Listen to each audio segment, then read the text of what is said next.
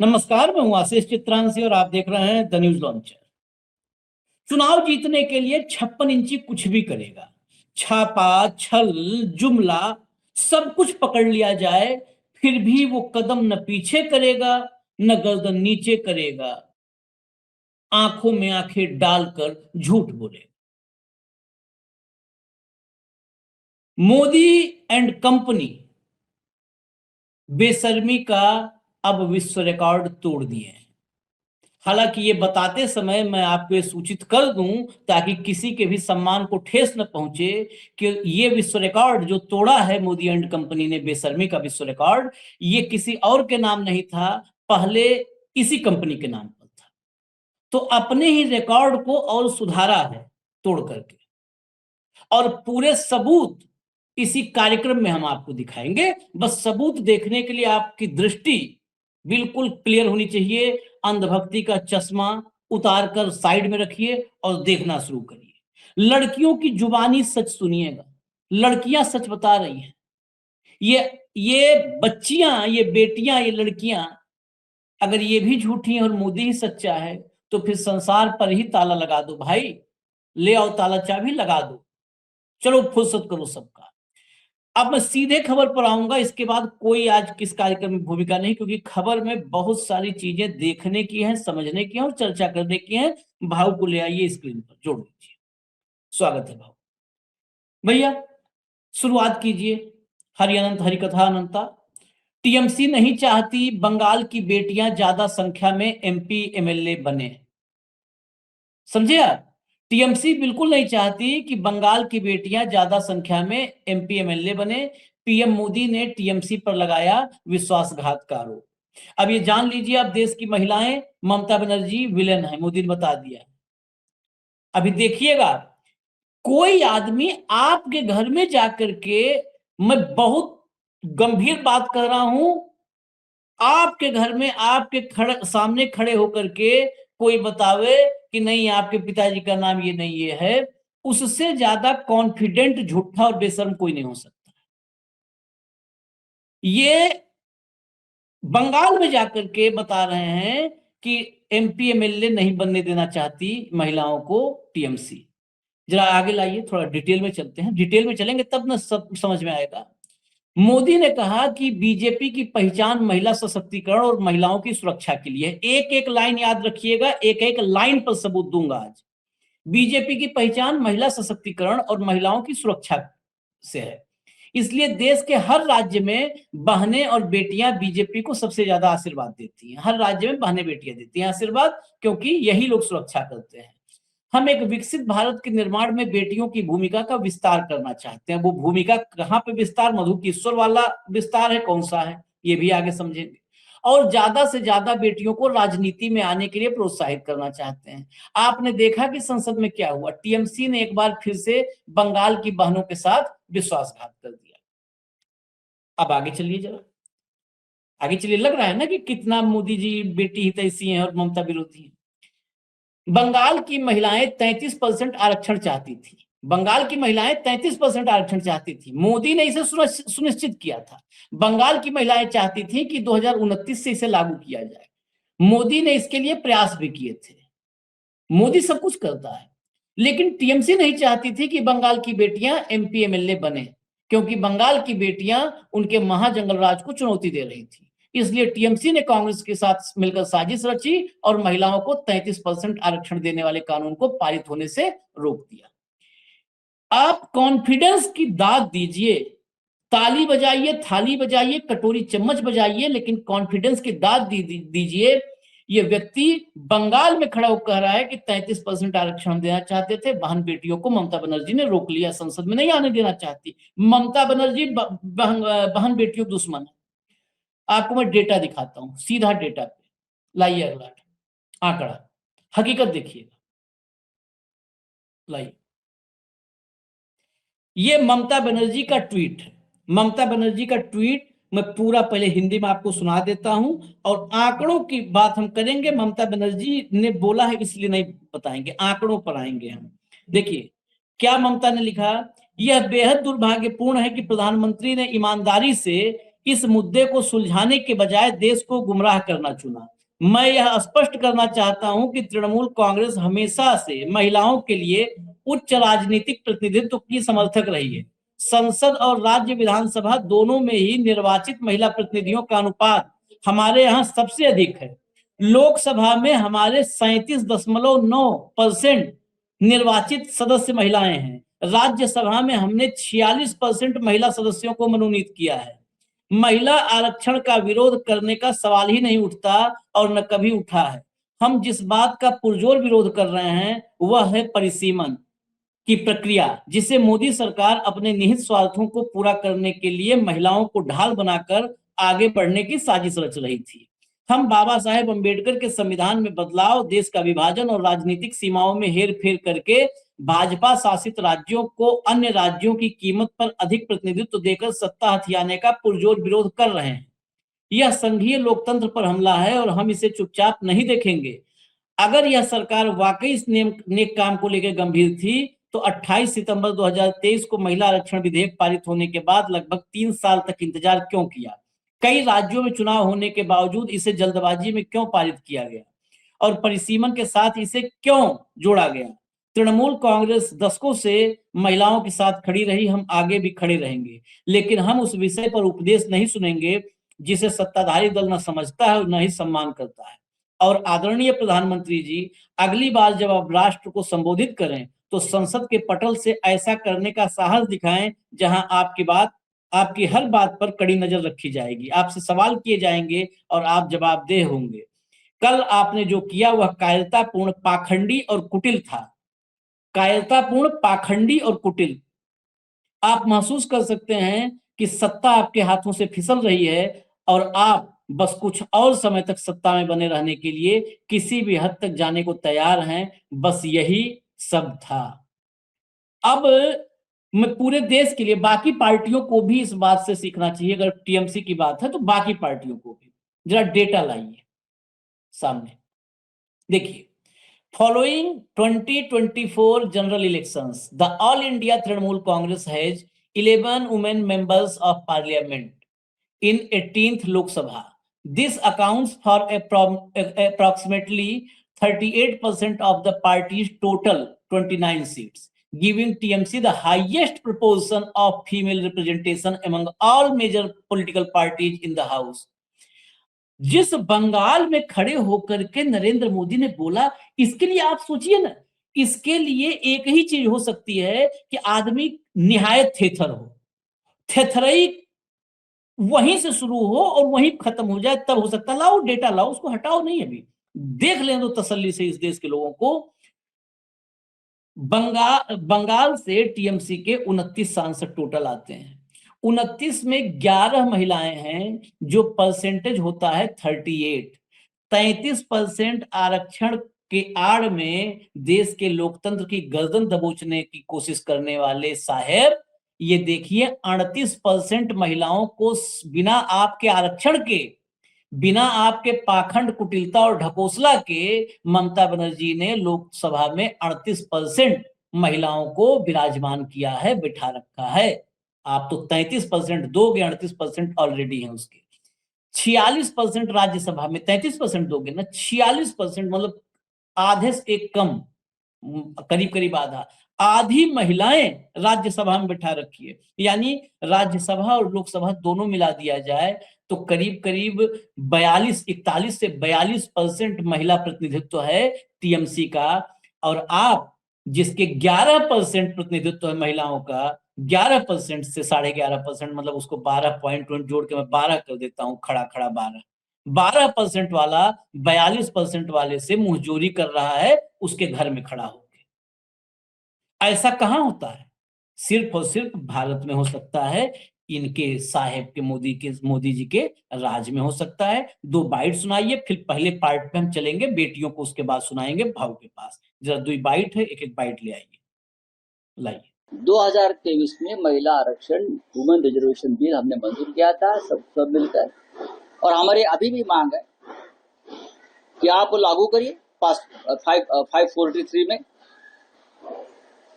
हमारे आज की मान्यता है, सहमति है, और उसमें से महिलाओं को 33% आप दे दीजिए, लेकिन आपके पार्टी में जो थोर पुरुष हैं उनकी सीटें उसमें जा सकती है। तो थोर पुरुषों के लिए आप महिलाओं का बलि चढ़ा रहे हो। तो पाप कौन कर रहे हैं? पाप नरेंद्र मोदी जी कर रहे हैं। आप ये पापियों के बाप है, समझा मोदी जी? और आप राष्ट्र के नाम संदेश देते हो विरोधी पार्टी के ऊपर हमला करने के लिए, विरोधी पार्टियों को गालियां देने के लिए आप राष्ट्र के नाम संदेश देते हो। जरा पंडित नेहरू, इंदिरा गांधी, लाल बहादुर शास्त्री का इतिहास समझ लीजिए, पढ़ लीजिए, आप क्या कर रहे हो और वो क्या कर रहे हैं। अगला। ये देश के नाम संबोधन प्रधानमंत्री का नहीं था, बीजेपी के एक हताश नेता का चुनावी संबोधन था, सरकारी खर्चे पे। मैं स्वयं कहता हूं कि प्रधानमंत्री जी ने अब तक इससे पूर्व जब जब संबोधन किया, क्या उसकी गरिमा के अनुरूप था कल का संबोधन? प्रधानमंत्री जी किसको भ्रम में डालने की कोशिश कर रहे हैं? ये किस प्रकार का पाखंड है? 16 अप्रैल की रात को आपने अधिसूचित किया 2023 वाले अधिनियम को, 16 विथ इफेक्ट फ्रॉम, आप लागू करो। हम जैसे दलों की बात मानो, कोटा विदिन कोटा करिए और आने वाले चुनावों से इसकी घोषणा कर दीजिए। Why complicate this? आपने डिलिमिटेशन में इलेक्टोरल मैप को जो ऑल्टर करने की कोशिश की थी बिना कंसल्टेशन के, उस डीवीएस डिजाइन को नो कहा है पार्लियामेंट ने। लेकिन आपने सरकारी खर्चे, सरकारी मशीनरी और हमारे प्यारे तिरंगे का पीछे इस्तेमाल करके चुनावी भाषण दिया। ये देश के नाम पीएम का संबोधन नहीं था। और हम किससे शिकायत करें? जिसके पास शिकायत करने जाएंगे वो इन्हीं के दफ्तर की पर्ची ले रहे हैं। तो ये दुख का क्षण है। शिकायत तो कहीं नहीं कर सकते, जनता के पास बस शिकायत करिए आप लोग। भाऊ बताइए, ये हिम्मत आती कहां से? मैं तो बड़ा अचरज में हूँ। हमने पहले चर्चा की थी, लेकिन हमको नहीं उम्मीद थी कि बंगाल में खड़े होकर के ये आदमी ऐसी बात करेगा कि ये एमपी एमएलए नहीं बनाना चाहती है आपको। ये आप ममता बनर्जी के बराबर खड़े होने लायक नहीं हो महिलाओं के सम्मान के मामले में। मैंने क्या कहा आपको कि जिनके होम स्टेट में सारा गड़बड़ है, और ये आदमी कब शब्दों पे टिका है? 2014 के पहले तो गुजरात में था। गुजरात में लोगों को पूछिए कैसी लब्बाजी चलती थी। वही लफोड़ ये बड़े लेवल पे काम करने लगे। उनको भारत मिल गया, और जब भारत मिल गया तो उनकी ताकत दुगनी हो गई। फिर कुछ चीयर लीडर्स मिल गए, वाह वाह करने वाले, कुछ छिचोरे पाल लिए ताली बजाने वाले, और पूरा गैंग लेके चलता, वाह मोदी जी, वाह मोदी जी, क्या मोदी जी, कैसे मोदी जी। इसलिए उनको लगता है मैं झूठ बोलूं, सवाल पूछने वाला नहीं। जिस कुपड़ एंकर के सामने उन्होंने कहा मैं नॉन बायोलॉजिकल हूं, उसने एक सवाल नहीं पूछा, उसने उसी को महान माना। कोई हमको कहे हम नॉन बायोलॉजिकल है तो हम 10 सवाल पूछेंगे उसको, कैसे आप नॉन बायोलॉजिकल हो? कोई भी आके कुछ भी कह देगा।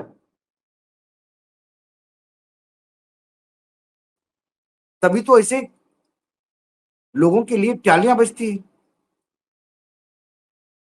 पढ़े लिखे को बीच में बोलता है कि नाले पे मटका रख के वो गैस बनाता था, जलाता था, चूल्हा जलाता था, और लोग तालियां बजाते थे उस पर। किसी ने नहीं कहा कि लफड़िए चुप, कोई साइंस वाइंस पढ़े हो कि नहीं कभी? वही मूर्खता जैसी बात करते, फालतू की बात करते हो। कुछ नहीं, 4 सदियों को संतों को इकट्ठा बिठा देता है ये आदमी, और उस पर इसको लोग कहते हैं महान। क्या वक्तव्य, क्या क्या अध्यात्म है। और इसके लिए मीडिया बहुत दोषी है आशीष, सबसे बड़ी दोषी। जो तथाकथित मेन स्ट्रीम मीडिया है।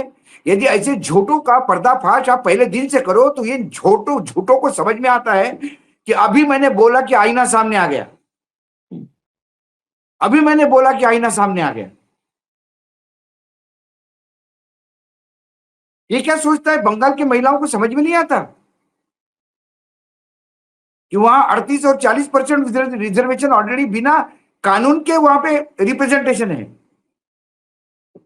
33%, 35% करोगे तो वो कम से कम हो जाएगा, 38 से कम होगा।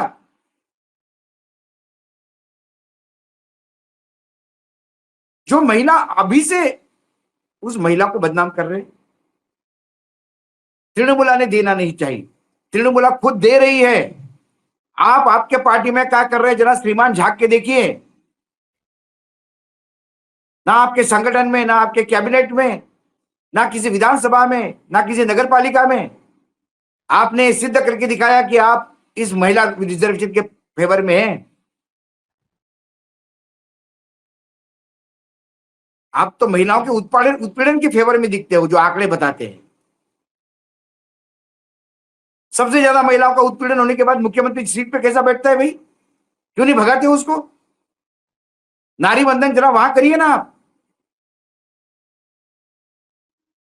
गजब। इसीलिए मैं कहता हूं कि मुंह खोलते हैं तो झूठ बोलने के लिए।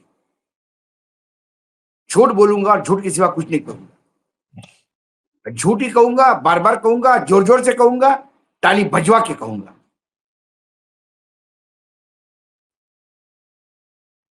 तो लोगों को लगता है सभी मीडिया वाले महिलाओं का आरक्षण बिल, अरे महिलाओं का आरक्षण बिल तो कब का पास हो गया, उसका नोटिफिकेशन भी हो गया 16 तारीख को। एक दिन पहले नोटिफिकेशन क्यों किया? 17 को ओटी होने देते, क्यों डर गए? परिसीमन पे बात करो ना, बोलो कि ये परिसीमन नहीं होने दे रहे, ये बोलो कि एक नया ज्ञानेश कुमार अपॉइंट नहीं करने दे रहे, ये बोलो कि परिसीमन हमारे हिसाब से नहीं करने दे रहे, ये बोलो कि हमारे षड्यंत्र को नहीं चलने दे रहे। और इस देश के लोकतंत्र और संविधान को कोई यदि हानि पहुंचाने का काम करेगा तो विपक्ष ने जो काम किया, बिल्कुल लोग खड़े होंगे। आज ममता को पूरे बंगाल के महिलाओं ने बधाई देनी चाहिए कि महिलाओं के कंधे पे बंदूक रख के ये लोग खेल कर रहे थे। महिलाओं का रिजर्वेशन कहीं नहीं गया भैया, महिलाओं के रिजर्वेशन का नोटिफिकेशन भी है। ये देता कब है, ये इसको देखना है। और देने के लिए वर्तमान जो सीटें हैं उनमें कर दो, परिसीमन वगैरह बाद में 2011 के बाद हो जाएगा। अभी इन विधानसभा के बाद आने वाली तमाम विधानसभा में 33% कर दो, वर्तमान सीटों में ही कर दो। नियत होनी चाहिए। ममता ने 38% कर दिया लोकसभा में, उनकी नियत थी, इसलिए ममता को लोग साथ देते हैं, क्योंकि ममता बोलती है तो करती है। और ये जो बोलते हैं वो बिल्कुल नहीं करते। इन्हें बोला इसका मतलब सावधान रहना चाहिए। महिलाओं को सुरक्षित देखना चाहता हूं, मतलब ये असुरक्षित देखना चाहते हैं, समझ लो। समझना क्या, सबूत ज्ञान दिखा की देते कमी हैं। नहीं, ऐसा बोलने का मतलब है ज्ञान भयानक कम है, मान लो। देश हम तो विकास की ओर बढ़ रहा है, मतलब मान लो कि देश विनाश की तरफ बढ़ रहा है। इसको हमेशा उल्टा सुनो। आपने जो कहा ना कि जब बोले उल्टा समझो, सबूत ही दिखा देते हैं ना। क्या बोला था उसमें, क्या लाइन थी? महिलाएं भरोसा करती हैं, जिन जिन राज्यों में हमारी सरकारें हैं, महिलाएं बहनें हमारी जो है बहन बेटियां हम पर भरोसा करती हैं, हमको वोट देती हैं, क्योंकि हमने उनको सुरक्षित कर दिया है। जरा लाइए अगले हिस्से पे चलिए। तो देखिए, सचिन गुप्ता पत्रकार, बहुत एक्टिव और बहुत, मतलब जो कहते हैं कि पत्रकारिता जो कर रहे हैं कुछ साथी, उनमें से एक नाम है, हम अब तक नहीं दिखाए थे, आज मैंने कहा कि क्रेडिट देना भी जरूरी है कि ये बहुत ही शानदार काम करने वाले जो पत्रकार हैं जमीन पर, रेयरेस्ट ऑफ रेयर, उनमें से एक सचिन ने लिखा, मैं वहीं से खबर उठाया, मुजफ्फरनगर 3 घंटे में मजिस्ट्रेट कोर्ट से छूटने वाले बीजेपी के पूर्व मंत्री पुत्र के खिलाफ मुजफ्फरनगर पुलिस ने बेहद हल्की धाराओं में एफआईआर की है। जो घर में घुस के रेट पूछ रहे थे ना दरवाजे पे, 3 घंटे में मजिस्ट्रेट कोर्ट से छूट गए। 3 घंटे में। उनका नाम अगर गफ्फार होता, उनका नाम कुछ अलग होता, तो उसमें लव जिहाद और कौन कौन सा इस्लामिक जिहाद और दारुल हरम, दारुल इस्लाम, क्या क्या बना दिए होते। ये सब एनआईए जांच करने लगती। एनआईए ISI तो आईएसआई से भाऊ संबंध, पाकिस्तान का पैसा बुलडोजर चल जाता। स्कूटी में तेल आईएसआई पैसे डलवाते थे, ये घर घर जा करके नॉक करके घर घर को जो है वो बदलने वाले थे, मैप बदलने वाले थे, सब बताते। 3 घंटे में छोड़ दिया उसको। इसमें गिरफ्तारी का प्रावधान ही नहीं था। मामला सोशल मीडिया पर तूल पकड़ चुका था, चौतरफा आलोचना हो रही थी। ऐसे में पुलिस ने शांति भंग में दोनों को गिरफ्तार किया, मजिस्ट्रेट कोर्ट में पेश किया, वहां से हाथों हाथ जमानत मिल गई। ऐसा भी कहा जा रहा है कि लड़की पक्ष पर कुछ बड़े लोगों ने कार्रवाई न करने का दबाव बनाया था। सोचिए, ये आपको मारेंगे, रोने नहीं देंगे, ये हैं। आप एंट्री तो दो, इनको दिया है यूपी में एंट्री, लड़की वालों पे दबाव भी है। नहीं, रेट पूछ रहा था ना, जो मार्केट में वीडियो है वो लड़की छेड़ने का वीडियो है और धारा अशांति फैलाने का था, जिसमें धारा दिखा दे, धारा दिखाइए, धारा दिखाइए। धारा ये बीएनएस की धारा है, सब है। बीएनएस की धारा देख लीजिए आप, बीएनएस की धारा पढ़ा दो ऊपर भैया। 74 है, 79 है, 115(2) है और 352 है। ये लज्जा भंग और शांति भंग की धाराएं हैं। लज्जा भंग और शांति भंग की धाराएं हैं, उनमें जो है गिरफ्तार किया गया। वो जरा मैं कह रहा हूं, इसको हटा दो, वो बेटियों को सुनवा दो, लड़कियों को सुनवाओ और गौर से सुन ले। इस देश की महिला, अगर महिला भाजपाई होंगी तो मैं कहता रहा हूं कि ना सुने भाई। वो महिला भी, हमारे यहाँ बहुत पुरानी कहावत थी कि महिलाएं महिलाओं की दुश्मन होती हैं। भाजपा में तो गजब है, वहां आप एडमिशन ले लिए तो महिलाओं के साथ भी नहीं खड़ी होती हैं महिलाएं, वो मोदी के साथ खड़ी होती हैं। उनके लिए फिर महिला प्रथम नहीं, मोदी प्रथम हो जाता है। सुनिए जरा। और 2 लड़के आए, पहले आके देख के गए, फिर दोबारा फिर से आए, मुझे कहने लगे क्या रेट है। मैंने कहा मतलब। फिर कहने लगे कि कहाँ से है तू। मैंने कहा ये मेरा घर है, मेरी मम्मी है, मैं उनके साथ खड़ी हूँ। क्यों खड़ी है। मैंने कहा मेरा घर है, मैं खड़ी होंगी। कह रहे तो हमारे साथ हमारे पीछे बैठ के चल। मैंने कहा मैं क्यों जाऊँ। कह रहा तो फिर हम तेरे घर के अंदर चल रहे। मैंने कहा आप मेरे घर के अंदर क्यों जाओगे और आप कौन हो। तो बदतमीजी करने लगे, बहुत गंदी गंदी गाली देने लगे जो मैं इसमें बता भी नहीं सकती। फिर और ज्यादा तेज बोलने लगे। मैंने तो अपने भाई को बुलाया, इतना बदतमीजी करके ऐसे धक्का सा देके भाग गए। उसके बाद पुलिस आई, पुलिस ने पता नहीं मुझे क्या बात हुई क्या नहीं। उसके बाद वे अभी हम सब ऊपर थे, घर के सारे मर्द पुलिस स्टेशन में थे। वे दोबारा मेरे अकेला लड़के, पहले वे 2 थे, फिर वो अकेला लड़का दोबारा फिर आया और आके चाकू को मार के कह रहा जो लड़की तुम्हारे घर के बाहर खड़ी थी उसको दोबारा बुलाओ, मुझे उससे बात करनी है, मुझे उसके पैसे लगाने हैं। और ऐसे बदतमीजी करके मेरे चाचा उनसे रोक रहे थे, उनकी स्कूटी की चाबी निकाल रहे थे। मेरे चाचा को बहुत जोर से धक्का देके चला गया। और अब आप थाने आइए, क्या चाहते हैं? मैं ये चाहती हूँ उनसे, उनके ऊपर ज्यादा से ज्यादा कड़ी से कड़ी कार्रवाई हो। ये लड़कियां सेफ थोड़ी हैं ऐसे। ये मुझे घंटाघर में ये चीज हुई है, मैं चाहती हूँ उनकी बहुत बढ़िया पिटाई हो। मैं अपने घर में अपने बड़े भाई छोटे भाई किसी की तू तड़ाक नहीं सुनती।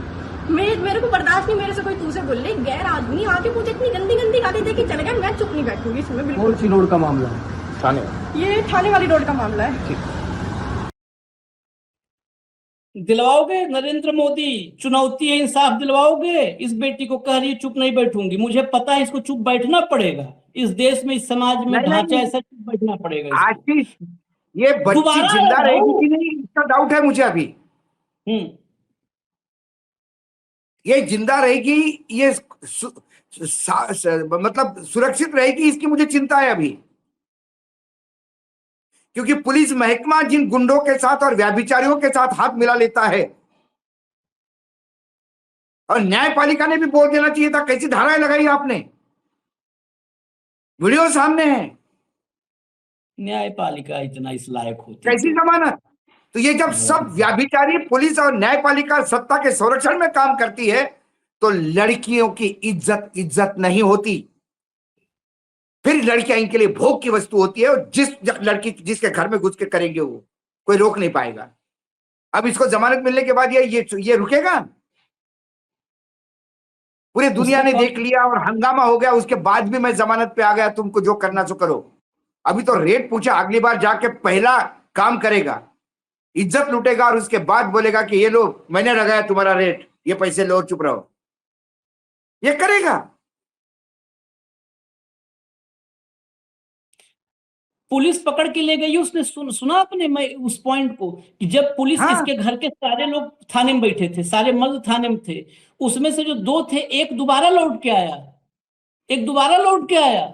पुलिस के आने के बाद सारे पुरुष थाने में गए, उन्हें कोई नहीं पता है कि उसका बाप मंत्री रहा है, उसको पता है कि नहीं, भाजपा का मंत्री का उसको ये बेटा पता है कि उसका बाप भाजपा का मंत्री है और भाजपा के मंत्रियों के वो मंत्री रहा है, भाजपा का नेता रहा है और भाजपा के नेताओं के बेटों के लिए नरेंद्र मोदी जी ने खुला लाइसेंस दिया है। आप जिस लड़के पे चाहे हाथ रख दो, मैं आपको सुरक्षा दूंगा। ये नारी वंदन सुरक्षा जो है, ये लोग नारी का वंदन करेंगे और सुरक्षा ऐसे लोगों को मिलेगी। समझ जाइए नारियां, वंदन का मतलब क्या है, इसे कहते हैं वंदन। रेट लिस्ट लिए घूम रहे हैं ये दरिंदे। आपके आपके इज्जत, आपके बेटियों की इज्जत, बहु बेटियों की इज्जत पे लगाएगा चंदन, बोलेगा ये है मेरा वंदन।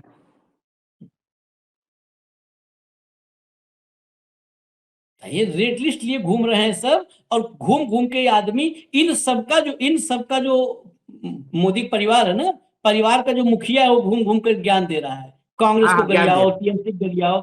ये हाँ, जिस आदमी का देखिए मुखिया जैसा होता है, वैसे ही उस परिवार के सदस्य होते हैं। नहीं, नहीं, नहीं। ये बहुत जिम्मेदारी भाई समझता है, साहब, ये इसी लायक है। ये जो बलियान है, जो मंत्री है, इसका बाप, इसका कैरेक्टर बताता है पिता का कि बेटा कैसा है। बेटे ने यही घर में देखा होगा होते हुए, ये बेटे ने देखा होगा घर में होते हुए, तभी तो बेटा करता है। और यदि ये वाकई भाजपा के, इसको यदि कुछ मानवीय संस्कार होते उसके बाप में, तो बोलता सड़ने दो जेल में, मैं ना जमानत करवाऊं इससे बेटे की। नहीं, कोई भाजपा का मतलब ही है, भाजपा का मतलब व्यभिचार योग संरक्षण।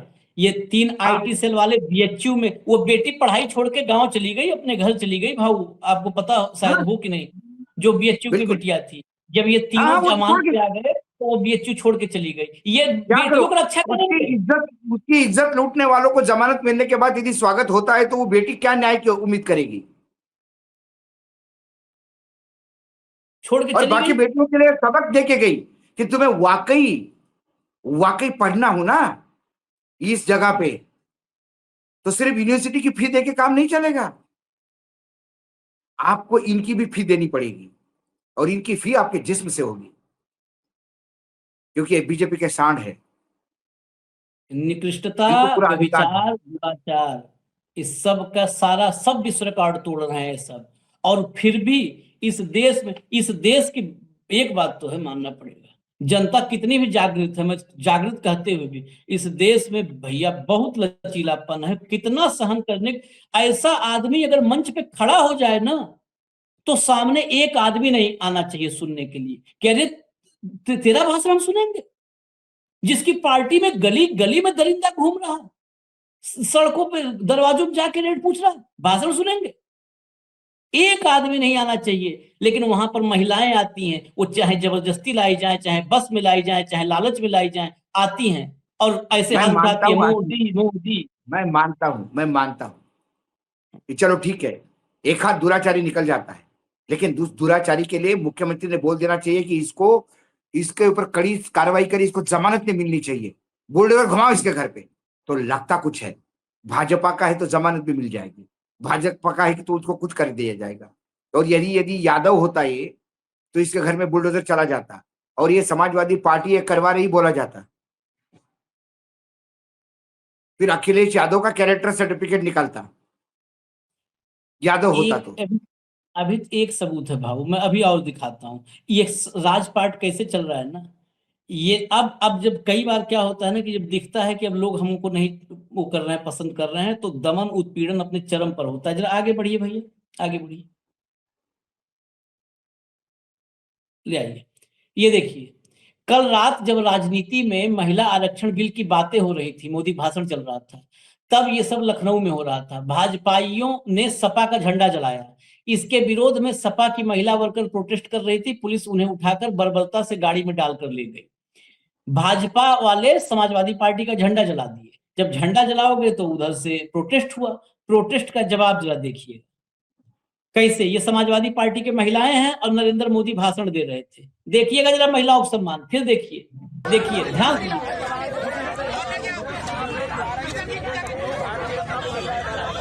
ये बहन है, ये भी बेटिया है, देखिए।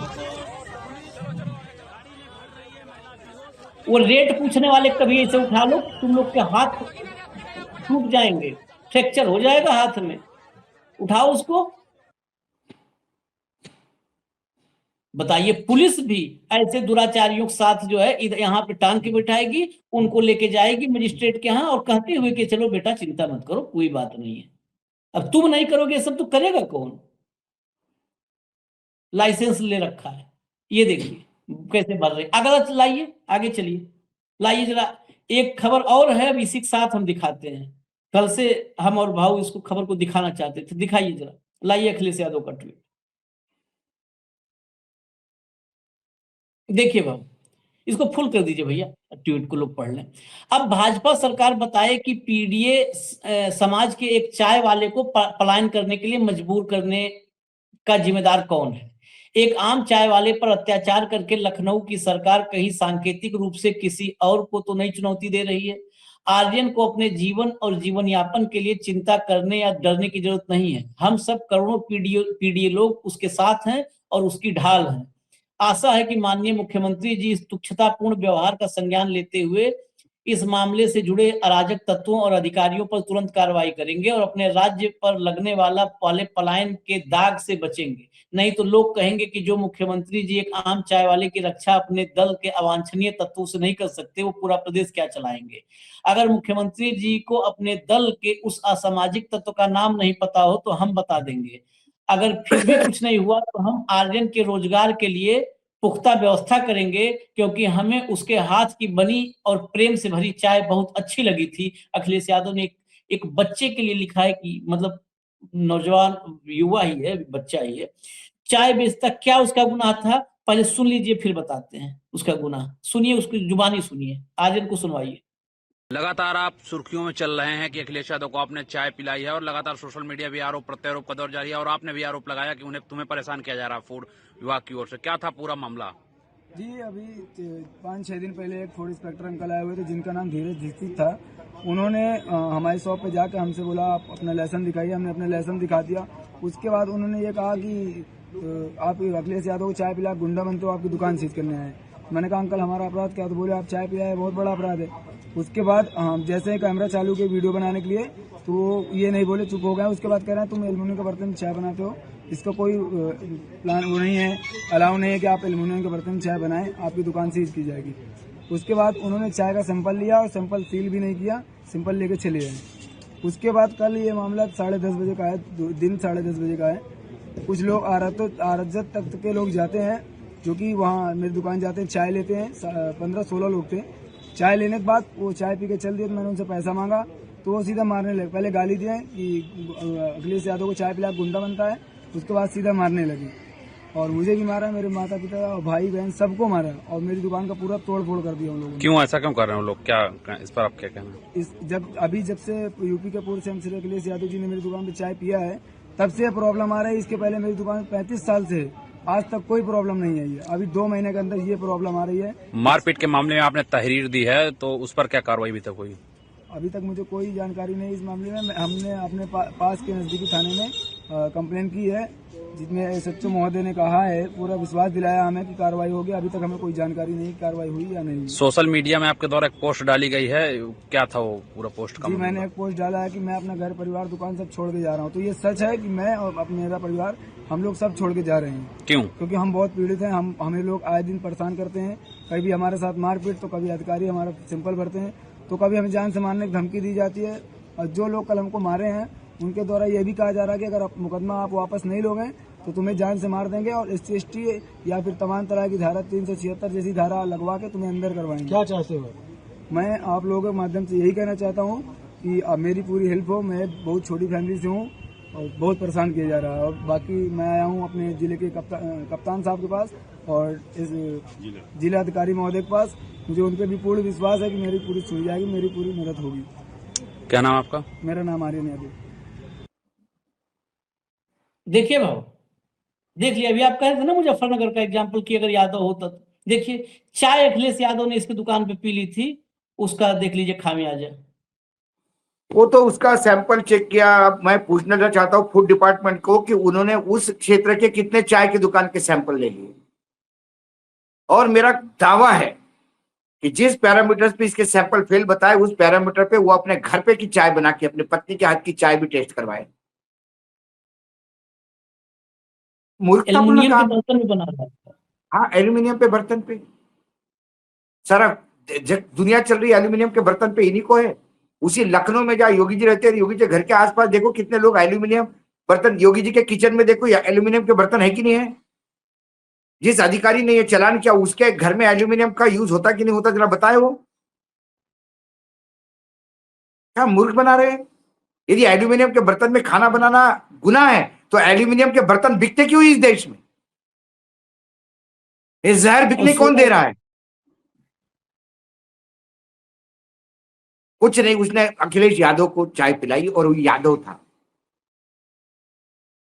मैंने कहा ना, यादव होना, मुस्लिम होना, दलित होना, ये पाप है उत्तर प्रदेश में। यहां सिर्फ ठाकुर होना ही संविधान के सारे अधिकार उसको प्राप्त है, ठाकुरों को, बाकी किसी को नहीं। आके मार के तो गए सब, मार पीट के गए सब, मारे मार पीटे, पीट इसके के। माँ बाप को, बहन को, सबको मारे।